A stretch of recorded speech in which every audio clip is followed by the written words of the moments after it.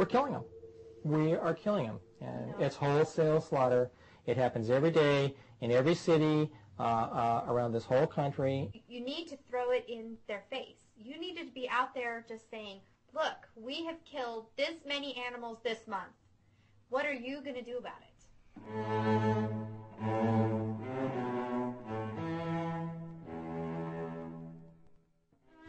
I know people who, when I was doing this, used to call me Dr. Death. Mm-hmm. I would have loved not to have had a job as a euthanasia technician. Let me tell you, it would have been great. Now that...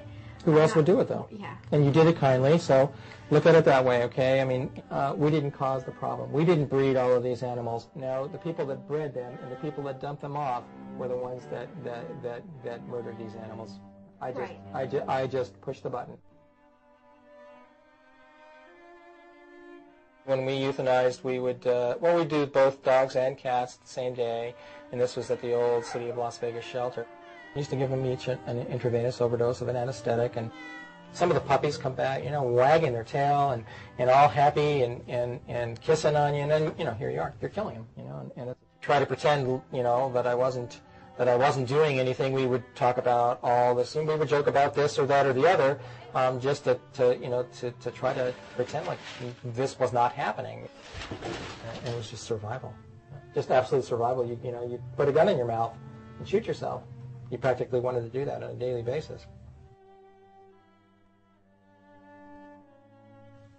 It's hard because you're dealing with,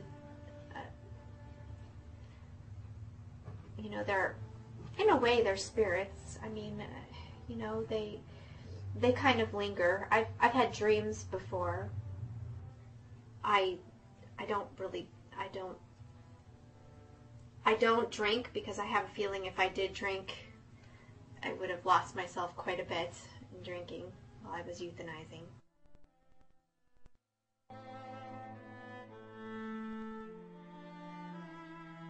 Sometimes I was the one who drew up the euthanasia list. So I would have to walk up and down every row, check everyone's paperwork, and I would have to look at them and say, I don't think you can get adopted. Yeah. I don't think you're going to make it, so I'm going to have to put you on the list. And I think that drawing up the list was probably a little bit harder than euthanasia because you're God. You are making that choice of who gets euthanized. And there's an old Johnny Cash song, and he says, in the song, there's a man coming around taking names, and he decides who to free and who to blame. And you all won't be treated the same when the man comes around. But when you had a room full of 192 dogs that were happy and jumping around, you knew that there were some that you had to put on that list because their time was up. You're committing murder. You're killing things. That emotional drain that you feel every time you pull up that blue liquid and put it in a vial and know that you're going to stick it in a cat's heart so that they just die instantaneously. And I don't know about you, but the ones that would get me they would be purring. Mm-hmm. Yep. Making muffins, yeah. Oh, yes. Yeah, they just purr and purr and purr like you are just the best thing. And then you kill them. And then you kill them. Mm-hmm. After you've euthanized these 60 or 70 animals in one day, they're spread out on the floor in front of the crematory.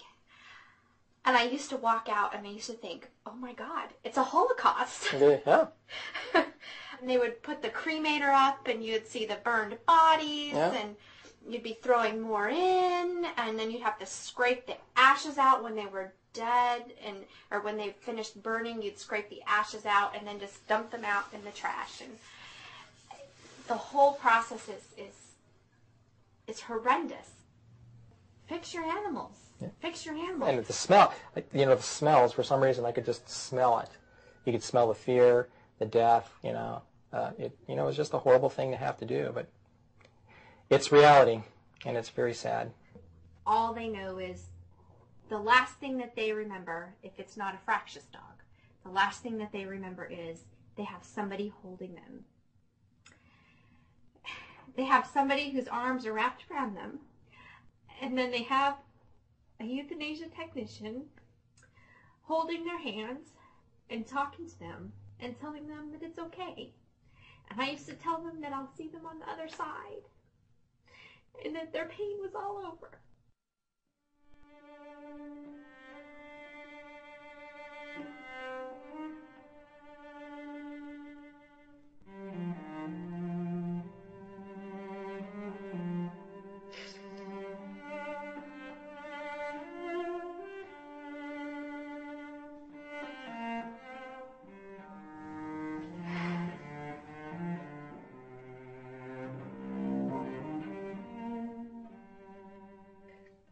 I used to tell them, every single one of them, I would pat them on the head and say, okay, well, go play in that field now. You're free.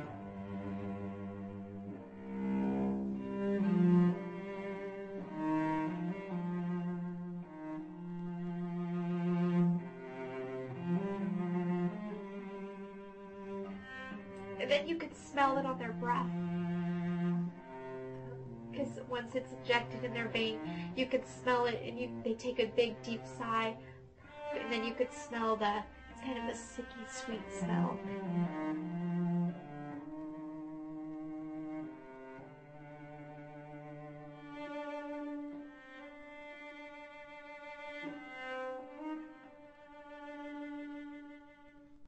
Then we lay them down on the floor. And they're gone. And they're gone.